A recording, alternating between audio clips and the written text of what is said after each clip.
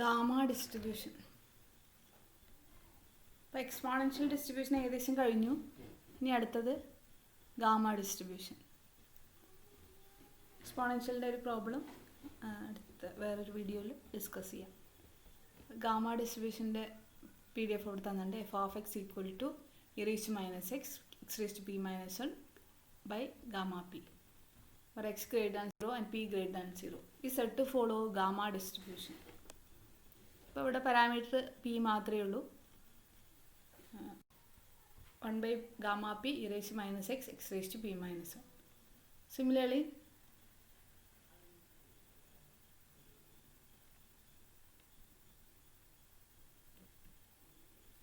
if there are two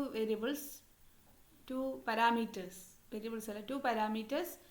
a and p, then f(x) = e⁻p by gamma p e - ax (x⁻p - 1), or x greater than 0, a greater than 0 and p greater than 0 is said to follow gamma distribution with parameters a and p. അപ്പോൾ ഇത് gamma P എന്നാണ് read ചെയ്യേണ്ടത്. Gamma P എന്ന് പറഞ്ഞാൽ എന്താ? Gamma P = p - 1. Gamma P = p - 1.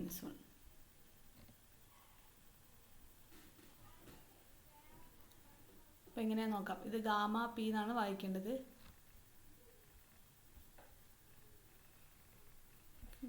അതെങ്ങനെയാണ് expand ചെയ്യണമെന്ന് നോക്കാം. അപ്പോൾ അതിന് മുമ്പ് ഈ ഡിസ്ട്രിബ്യൂഷനിൽ f(x) = e⁻p by gamma p e - ax (x⁻p - 1), അതിൽ പിയുടെ വാല്യൂ 1 കൊടുത്താൽ എന്ത് വരും? a by gamma of 1 e - ax (x⁻0). x⁻0 എന്ന് പറഞ്ഞാൽ 1 ആണ്. a e - ax by gamma of 1 എന്ന് പറഞ്ഞാൽ ഗാമ പി എന്ന് പറഞ്ഞാൽ p - 1 ഫാക്ടർ. ഇപ്പോൾ ഗാമ 1 എന്ന് പറഞ്ഞാൽ 0 ഫാക്ടോറിയൽ = 1. അപ്പോൾ a e - ax എന്ന് വരും. That is exponential distribution. നമ്മൾ എക്സ്പോണൻഷ്യൽ ഡിഫൈൻ ചെയ്ത് ലാംഡ e - λx എന്നായിരുന്നു. ലാംഡയ്ക്ക് വരും a എന്ന് കൊടുത്തു. ഇനി ഇവിടെ രണ്ട് പാരാമീറ്റർ ഉണ്ട്, എയും പിയും. അപ്പോൾ എയ്ക്കും പിക്കും ഡിഫറെൻറ്റ് വാല്യൂസ് കൊടുക്കുമ്പോൾ എങ്ങനെയാണ് അതിൻ്റെ ഗ്രാഫ് വരുന്നത് നോക്കാം. അപ്പോൾ a = 1 ഫിക്സ് ചെയ്തു. പിന്നെ എ എന്ന് പറയുന്നത് സ്കെയിൽ പാരാമീറ്ററിന് കൊടുക്കാം. And P is shape parameter. അപ്പോൾ പി എന്ന് പറഞ്ഞാൽ ഷേപ്പ് പാരാമീറ്റർ. പി മാറുന്നതിനനുസരിച്ച് ഷേപ്പ് മാറിക്കൊണ്ടിരിക്കും. അപ്പോൾ a = 1 ഫിക്സ് ചെയ്തിട്ട് നമ്മൾ പിയുടെ വാല്യൂ ചേഞ്ച് ചെയ്തു. അപ്പോൾ സ്കെയിൽ 1 a = 1, പിന്നെ പിയുടെ വാല്യൂ p = 0.75 ആകുമ്പോൾ ഗ്രാഫ് ഇങ്ങനെ ഒരു ബെൽ ഷേപ്പ്ഡ് അല്ലേ? ബെല്ലല്ല, ഒരു ബൂട്ടിൻ്റെ ഷേപ്പ് എന്ന് പറയാം. അല്ലെങ്കിൽ പരാബോള തിരിച്ച് അല്ലേ? Parabolic shape. അപ്പോൾ അതുപോലെ തന്നെ p = 1 ആകുമ്പോൾ ഈ ഷേപ്പ്, പിന്നെ p = 3 ആകുമ്പോൾ ഗ്രാഫ് നേരെ ചേഞ്ചായി ഇങ്ങനെ വരും. അപ്പോൾ p = 3 ആകുമ്പോൾ അതിൻ്റെ ഗ്രാഫ് ഏകദേശം നോർമലിലേക്ക് പോയിക്കൊണ്ടിരിക്കുന്നു അല്ലേ? പിന്നെ പിയുടെ വാല്യൂ ഇനി കൂട്ടുന്തോറും നോർമലിലേക്ക് പോകും. നമുക്കറിയാം almost all the distribution tends to normal. In the case of gamma distribution with parameter a and p, when p = 1 we obtain PDF of exponential. അത് നേരത്തെ ഡിസ്കസ് ചെയ്തു. അപ്പോൾ നമ്മൾ നേരത്തെ ഇപ്പോൾ എന്താ ഗ്രാഫിൽ കണ്ടത്? പിയുടെ വാല്യൂ ചേഞ്ച് ചെയ്യുന്നതിനനുസരിച്ച് അതിൻ്റെ ഷേപ്പ് മാറിക്കൊണ്ടിരിക്കുന്നു. അപ്പോൾ p is known as shape parameter and a is known as scale parameter.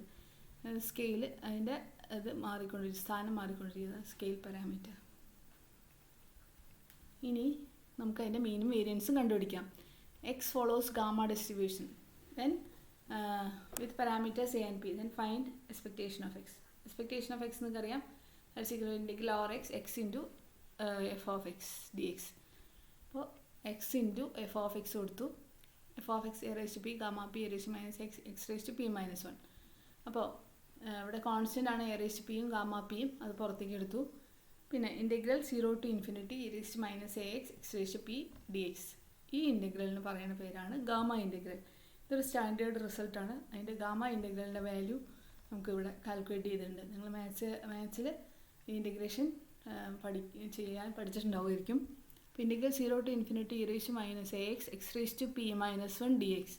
That's equal to gamma p by a raise to p. അങ്ങനെയാണ് ഈ എഫ് ഓഫ് എക്സിൻ്റെ ടോട്ടൽ വാല്യൂ 1 ആവുന്നത്. This equal to gamma p by a raise to p ആവുമ്പോൾ അപ്പോൾ ഈ ഇത് രണ്ടും കൂടെ ക്യാൻസലായിട്ട് 1 ആവും അല്ലേ. അങ്ങനെയാണ് എഫ് ഓഫ് എക്സ് ടോട്ടൽ 1 ആവുന്നത്. അപ്പോൾ ഈ ഇൻ്റഗ്രലിന് പറയുന്ന പേര് (0 to ∞ e raised to -ax x raised to p dx) എന്നുള്ള ഇൻ്റഗ്രലിന് പറയുന്ന പേരാണ് ഗാമ ഇൻ്റഗ്രൽ. അപ്പോൾ ഗാമ ഇൻ്റഗ്രൽ ആയിക്കഴിഞ്ഞാൽ നമുക്ക് വേഗം ആ ഇൻ്റഗ്രൽ വാല്യൂ കണ്ടുപിടിക്കാം. അപ്പോൾ എക്സ് റേസ് ടു പി -1 എന്നുള്ളൊരു ഫോം വേണം. അതുപോലെ e raised to -ax എന്ന് വരണം. അതാണ് അങ്ങനെയാകുമ്പോഴാണ് e raised to -ax x raised to p -1 എൻ്റെ റേഞ്ച് 0 to ∞. അങ്ങനെയാണെങ്കിൽ മാത്രമേ gamma p by a raise to p അതിൻ്റെ ആൻസർ എഴുതാൻ പറ്റും. അപ്പോൾ ഇവിടെ നമ്മുടെ ഇൻ്റഗ്രൽ എക്സ്പെക്റ്റേഷൻ ഓഫ് എക്സ് അല്ല. അപ്പോൾ x into x raise to p -1 എന്ന് പറഞ്ഞാൽ അതിന് എക്സ് റേസ് ടു പി എന്ന് എഴുതാം. e raised to -ax already അവിടെ ഉണ്ട്. Integral 0 to ∞ e raised to -ax x raised to p. അപ്പോൾ നമുക്ക് പി എന്തെങ്കിലും p -1 എന്നുള്ള ഫോം ആണല്ലോ. അപ്പോൾ നമുക്ക് എന്താ ചെയ്യുക, p എന്നുള്ളതിനെ p+1 -1 ആക്കാം. അപ്പോൾ e raised to -ax x raised to p+1 -1 dx. അപ്പോൾ ഈ ഇൻ്റഗ്രൽ ഗാമ ഇൻ്റഗ്രലിൻ്റെ ഫോമായി പിക്ക് വരും p+1. അപ്പോൾ this integral is equal to gamma of p+1 by a raise to p+1. ഇത് gamma of p by a raise to p ആണെങ്കിൽ this integral is equal to gamma of p+1 by a raise to p+1. ഇനി gamma of p എന്ന് പറഞ്ഞാൽ p-1 into gamma of p-1 ആണ്. നേരത്തെ ഞാൻ പറഞ്ഞു gamma p എന്ന് പറഞ്ഞാൽ p-1 ഫാക്ടോറിയൽ ആണെന്ന് പറഞ്ഞു. അതെങ്ങനെയാണ് വരുന്നതെന്ന് വെച്ചാൽ gamma of p is equal to p-1 into gamma of p-1. അങ്ങനെയെങ്കിൽ ഗാമ ഓഫ് p-1 എന്ത് എഴുതാം, p-2 into gamma of p-2.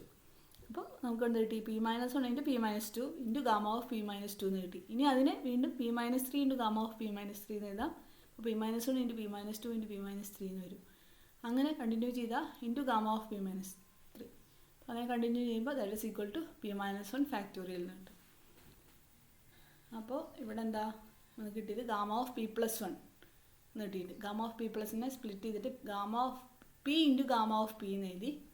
അപ്പോൾ ഗാമ p എന്ന് പറയുന്നത് p-1 into gamma of p-1 ആണെങ്കിൽ p+1 എന്നുള്ളത് ഗാമ ഓഫ് p+1 എന്നുള്ളത് p into gamma of p.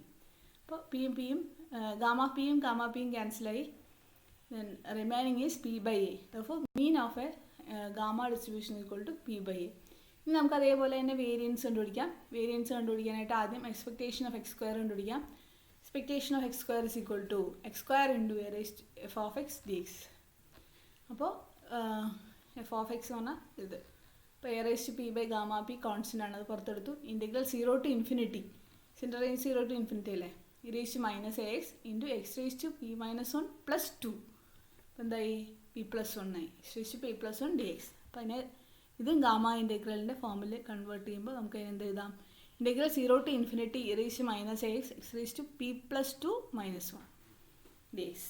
അപ്പോൾ this is equal to gamma of p+2 by a raised to p+2. And here again the constant a raised to p by gamma p. അപ്പോൾ p+2നെ simplify ചെയ്ത് എഴുതുമ്പോൾ എന്താ എഴുതാം, gamma of p+2 എന്ന് പറഞ്ഞാൽ p+1 into gamma of p+1. Again gamma of p+1 can be written as p into gamma of p. അപ്പോൾ ഇനി ഈ ഗാമ ഓഫ് പിയും ക്യാൻസലായി. ബാക്കിയുള്ളത് p+1 into p by a square. That is expectation of x square. നമുക്ക് variance കണ്ടുപിടിക്കാം. Variance is equal to expectation of x square minus expectation of x the whole square. By using that we get variance is equal to p by a square. p by a square. Expectation of x minus expectation of x square. അതുപോലെ തന്നെ μ3യും μ3' μ4' ഇവിടെ കണ്ടിട്ടുണ്ട്. അതിൻ്റെ അതേപോലെ തന്നെ gamma integral use ചെയ്തിട്ട്. ഇനി ഇപ്പോൾ മീനും വേരിയൻസ് ഇപ്പോൾ എന്താ, for gamma distribution mean is equal to p by a, variance equal to p by a square. അപ്പോൾ a equal to 1 ആകുമ്പോൾ എന്താവും, expectation of x equal to p ആവും, വേരിയൻസ് ഓഫ് എക്സും p ആവും. അപ്പോൾ നേരത്തെ നമ്മൾ ഡിസ്കസ് ചെയ്തിട്ടുണ്ട് മീനും വേരിയൻസും ഈക്വൽ ആയിട്ടുള്ള ഒരു ഡിസ്ട്രിബ്യൂഷൻ എന്താണ്. അപ്പോൾ ഓസോണും ഉണ്ട്. അതുപോലെ രണ്ടാമത്തത് ഗാമ ഡിസ്ട്രിബ്യൂഷനാണ്.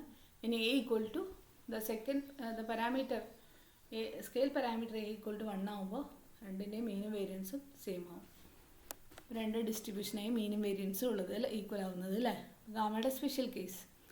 ഇനി ഇപ്പോൾ നമ്മൾ പറഞ്ഞു എക്സ്പോണൻഷ്യൽ ഡിസ്ട്രിബ്യൂഷൻ ഗാമയുടെ സ്പെഷ്യൽ കേസ് ആണെന്ന് പറഞ്ഞു. When p equal to 1 then exponential gamma tends to exponential എന്ന് പറയും. അപ്പോൾ പി ഈക്വൽ ടു 1 എന്നതിൽ കൊടുത്താൽ നമുക്ക് mean is equal to 1/a and variance equal to 1/a² എന്ന് കിട്ടും. When a equal to lambda the same result obtained as in exponential. ഇനി നമുക്ക് മൊമെൻറ്റ് ജനറേറ്റിംഗ് ഫംഗ്ഷൻ കണ്ടുപിടിക്കാം.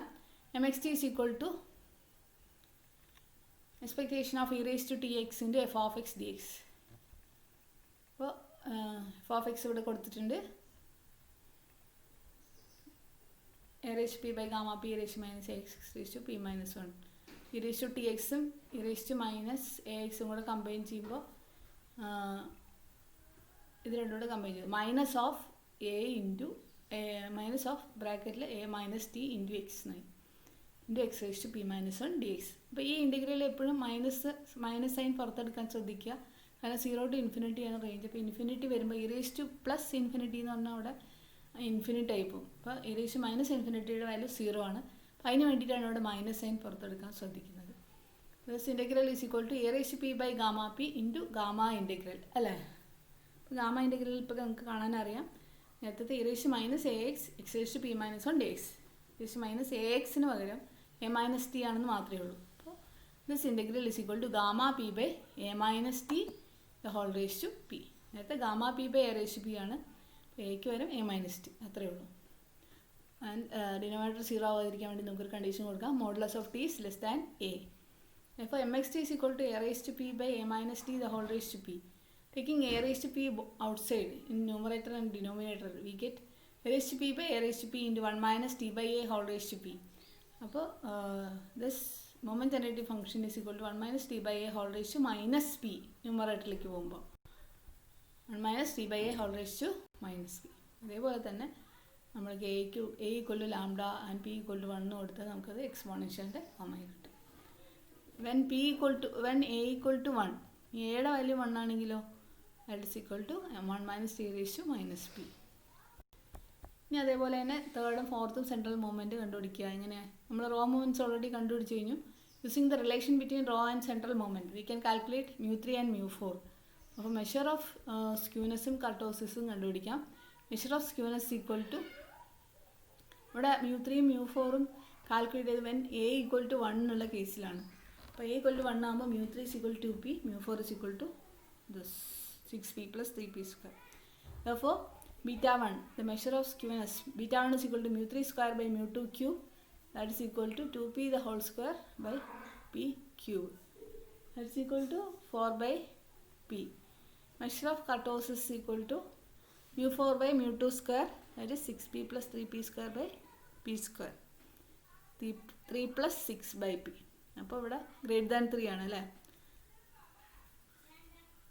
പ്ലാറ്റിക് അല്ല ക്രിട്ടിക്കല്ല ലെപ്റ്റോക്രിട്ടിക്. അതേപോലെ തന്നെ ഇവിടെ പോസിറ്റീവ്ലി സ്ക്യൂഡ് ആണ് അല്ലേ. അഡിറ്റീവ് പ്രോപ്പർട്ടി അടുത്ത വീഡിയോയിൽ ഡിസ്കസ് ചെയ്യാം.